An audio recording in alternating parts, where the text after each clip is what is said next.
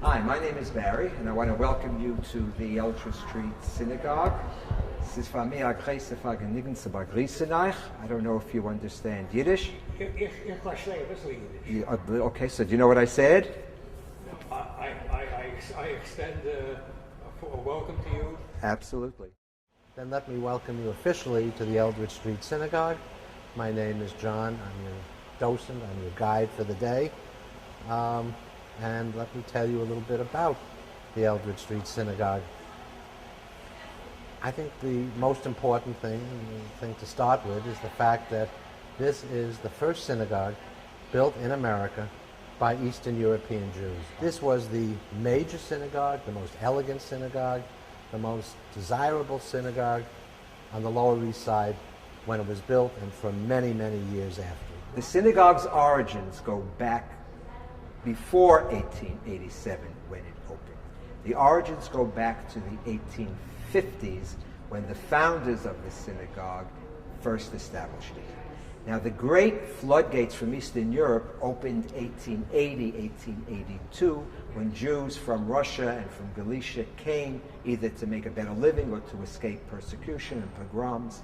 But our group, our founders, were already here in the 1850s, 1860s. So by 1880, they were Yankees, and they knew how to negotiate with the greater world. For a lot of the synagogues that were here and operating at that time, they were churches at a point in time. And for the most part, the congregants were people from the same town, area, country. So that this synagogue became kind of a melting pot for people from that area. When this place opened in 1887, it was, first of all, the largest synagogue down here in the Lower East Side, and quite the showplace. As Jane was telling you before, that when the synagogue opened, you know, with the stained glass windows, and people walked in and saw the huge ceilings and everything else, compared to how they were living in tenements with unpaved roads and all the slop in the streets, this was really, I think, what people expected America to be like. Remember that these people came with very little money, very little in the way of personal possessions, and most importantly, I think, not speaking the language. So Right. They really faced a lot of obstacles in a very tough environment. They came not knowing any of this, expecting that the streets were going to be paved in gold because that was what they were told in the old country, and clearly that wasn't what they found here. The term greenhorn, yeah, that's today's equivalent of fresh off the boat. Greenie, greenhorn. You don't want to be a greenie, so you want to be an American. So, you know, that was considered an insult. So a lot of people would try their best to dress like Americans, to act like Americans, but still maintain their history and their roots for Eastern Europe. Opening was in 1887. And it was a very big event. It was featured in the newspapers. And at the time, you had outhouses on the streets were not paved. When they came to this magnificent structure and prayed, it was a revelation and a reaffirmation that they were in America and they could practice their religion freely and could do better and improve their economic status. They were really very important for them to say, we're Jews, but we can live freely and pray freely in the United States. So they wanted the biggest, the tallest, the lightest, the most colorful, the most beautiful in the whole city. And if you look up, you'll see a skylight. It's 70 feet. We jokingly say that they went around to all the synagogues in the area to make sure this was going to be the tallest. It's not the tallest anymore, but that's it. And so it was built to be the tallest. Look at the space. I mean, this is magnificent space. They tried to make everything look fancier than it really is. You see a lot of faux painting, such as the columns. They're wood, but they're painted to look like marble. And you have this chunk loy where you have, this is supposedly looking east towards Jerusalem. And when the Messiah comes, those curtains will part and everyone will be happy.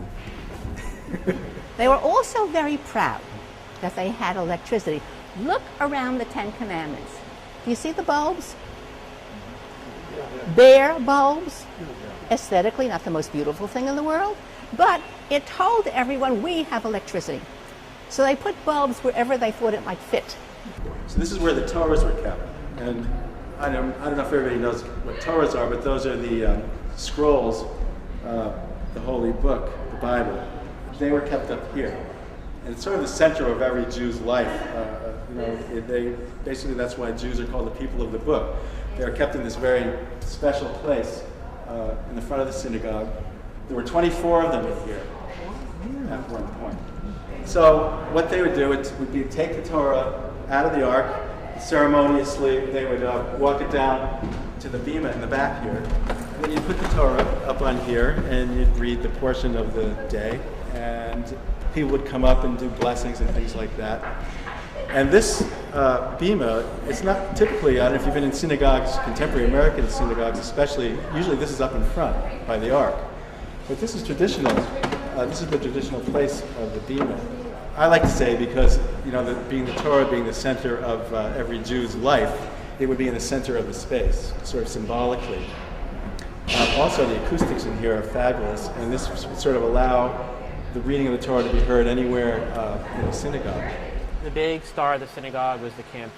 It's kind of hard to believe, but the cantor was considered like the rock star of the synagogue. The reason being was because a great cantor would bring in a lot more people.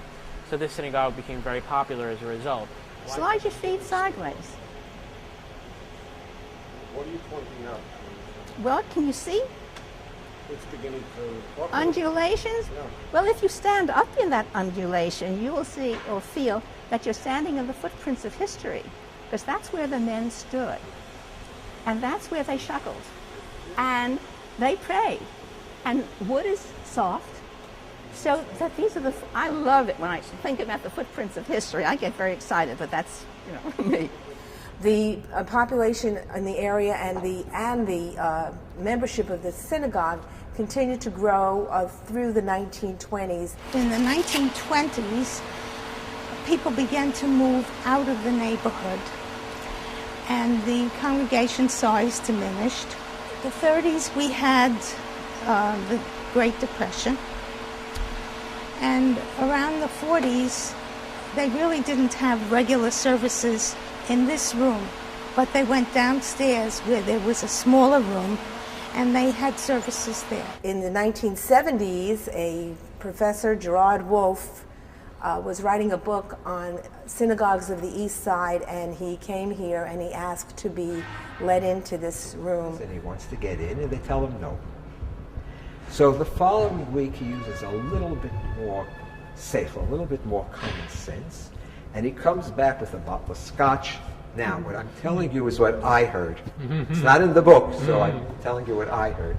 I'm told it takes them an hour to get through the front door. It's so water-laden. And when they walk in, what they have found is the ceiling of the roof has collapsed. Water pours through the bricks.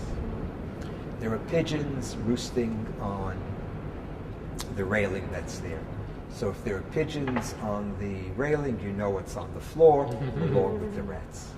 In 1986, the Eldridge Street project formed, and it's an entity that's separate from the congregation, and what we do is raise the money to restore the building architecturally, and we also use the space for educational and cultural purposes.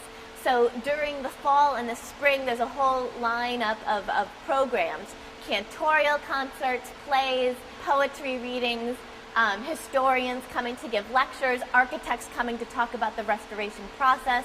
So we have that, and then all through the year we have programs for school kids to come and learn about East European Jewish culture, or to learn about immigration, New York City history, all sorts of programs that cater to different groups. It's very important that this building was rediscovered and is being preserved as an architectural treasure, as well as a story of the immigration that took place in New York and the United States.